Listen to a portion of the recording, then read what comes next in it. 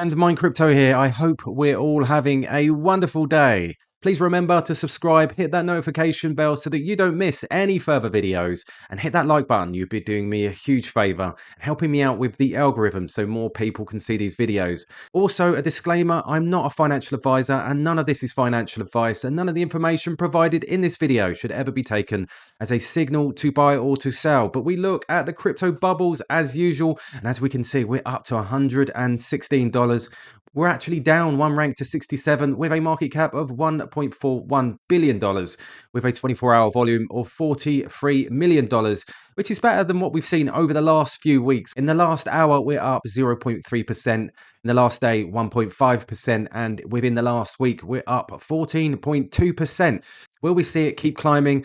Let's hope so, because that'll help all those out there that keep fudding quant that it's boring, it doesn't move. So for you guys, I hope it does move. But remember, I'm here for the long term. I see the long-term vision with quant, and so do many others. Now, I put out a post yesterday with regards to someone's calculation of where quant could be over the next few months. And obviously it was 358, and it caused quite a good conversation actually amongst people. And I see this from Sebastian, which is really, really important because it brings out some key points here that we're going to look at.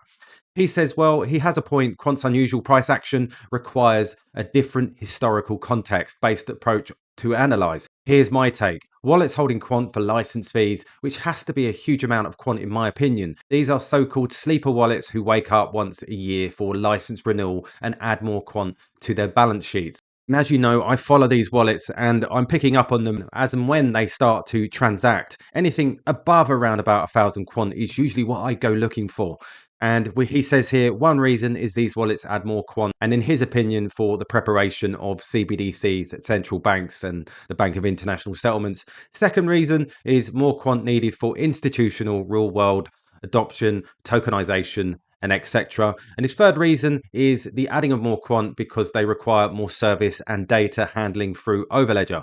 Now, he talks about an example here, which something I've been looking at over the last couple of months. He goes, in his opinion, the BitVavo wallet, he says that I often refer to, is used as storage for the ECB because BitVavo is one of the most secure exchanges in the business. And he also goes on to say, another thing we must keep in mind is the need for Hedera hashgraph, HBAR, to keep speed in transactions of CBDCs. So in one way or another, HBAR will be the next network Quant must implement, support and secure to attain the necessary speed and scale to handle CBDCs. This in its turn will require more lockups and license fees for Quant token. His reason for the laggy price action of Quant is the selling of Quant tokens from the company itself for price action at about $100 to $105 to central banks because of the non-profit element and CBDC trials. This has a great suppressive effect on the Quant PA and the reason why it falls back to $100 to $105.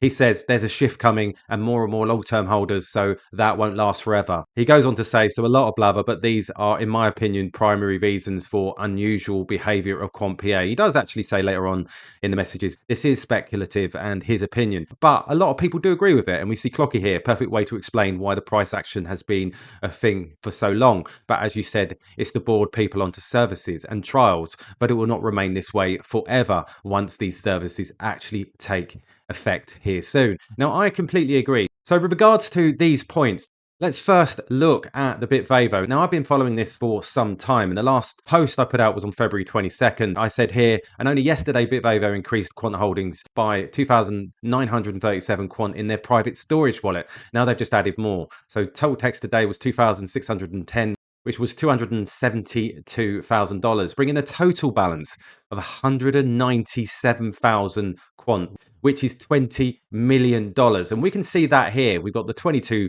million BitVavo 197. They do keep moving this wallet around. It is off the exchanges, and the latest wallet change was 2 months ago. And as we can see, the last couple of transactions were 1 week ago, 2 weeks ago, and then a month before that. Now, BitVavo, if you don't already know, is registered with the Dutch Central Bank. And as we can see here, due to BitVavo's position as market leader in the Netherlands, And with an office based in Amsterdam, Bitvevo had to register with the Dutch central bank as a crypto service provider. The registration of Bitvevo and rapidly developing regulatory framework regarding digital assets are accompanied by increasing interest from institutional clients. So that then brings me to this. So the adoption of MiCA legislation important for the crypto sector. And we can see here the EU has recently adopted MiCA regulations for further regulating the crypto sector. But we can also see Bitvevo supports regulations. The rules that EU agreed last week are now a framework and being further developed. Although the details are missing, we consider the extension of regulation to be in good principle. Now, Bitvevo at the table, supervisors EBA and ESMA will provide additional regulations in the coming year that market parties may respond to. Bitvevo will proactively contribute to this to ensure that legislation is balanced and appropriate. So backing up what Sebastian did say about the ECB, Bitvevo are playing by the rules and getting their seat at the table. Now, another thing that he was talking about was Hedera and the connections. As we can see here from this infographic, we can see Quant being at the center of it. And we can see this link between Essentia and Hedera. But we can also see links between R3 and HBAR all the way down. So we've got all these links. So what's really important is if we look here, and if we look here, we can see lots and lots of links. We've got Martin Hargreaves, CPO at Quant, attending the DPF, Digital Pound Foundation Privacy and Identity Roundtable this week with Essentia. So if we look back here, we can see Essentia is primarily a big link between Quant and HBAR. Obviously, we've got R3 up here. And we can also see more links, Oracle, IBM, Essentia, all already have connections with Quant, which is absolutely huge. We can go here to Ledger Insights. We can also see Essentia's approach to enterprise blockchain interoperability. So if we go back to Sebastian's thing here, another thing we must keep in mind is that the need for Hedera hash graph to keep speed in transactions, CBDCs.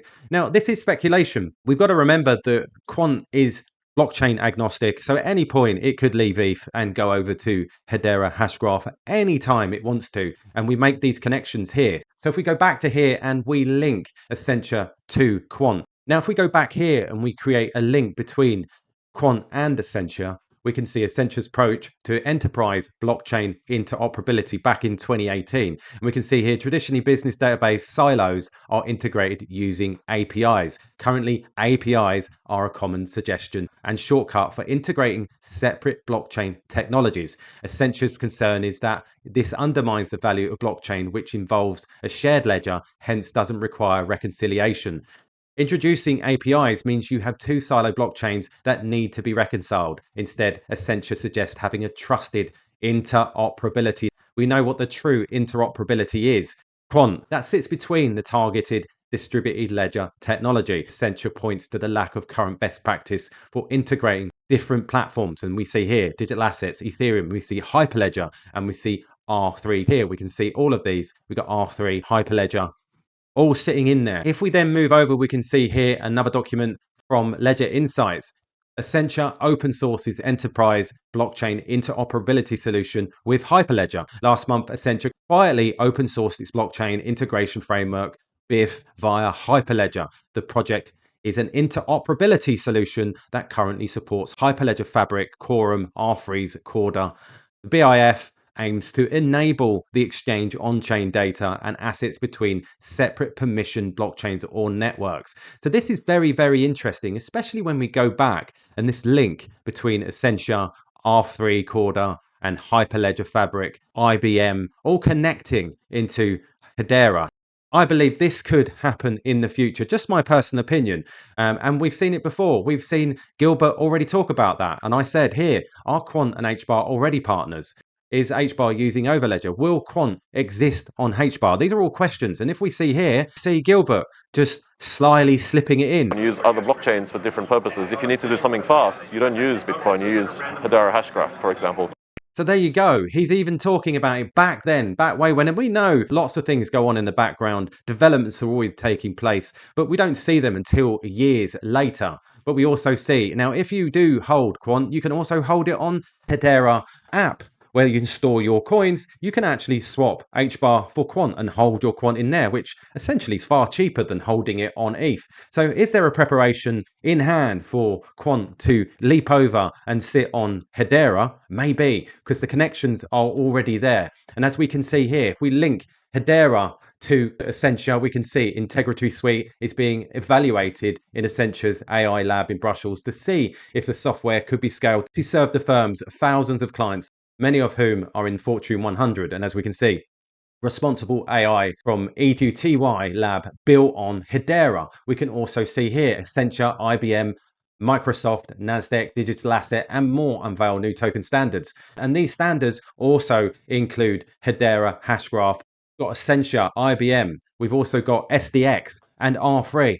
All names that we know about, especially if you're in this space. As for some of his points here, they're very, very valid and I think very, very poignant. And will we see Quant and a partnership with Hedera at some point? Maybe. I think as we've seen over the past year or so, 2 years, lots of work has been going on in the background. And I believe that possible these things will take place because it will certainly make Quant far cheaper when transacting it, which is only great for everyone. So there you go, guys.